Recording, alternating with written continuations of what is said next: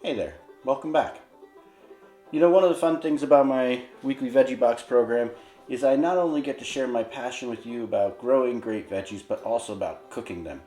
So this week, I'm making a Kashmiri style dum aloo. Now, what is that? Essentially, that means a potato curry cooked in yogurt with some really warm, complex spices. Not hard to make, it takes a little bit of time, but it is really worth it. Check it out.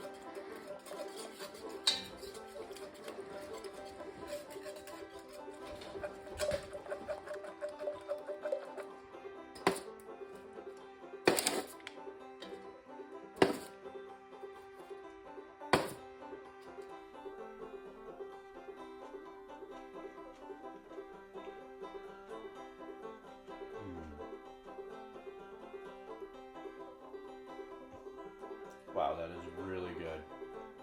Wow. Try this recipe out. And maybe order a veggie box. But remember, till next week, keep planting, keep cooking, do something good.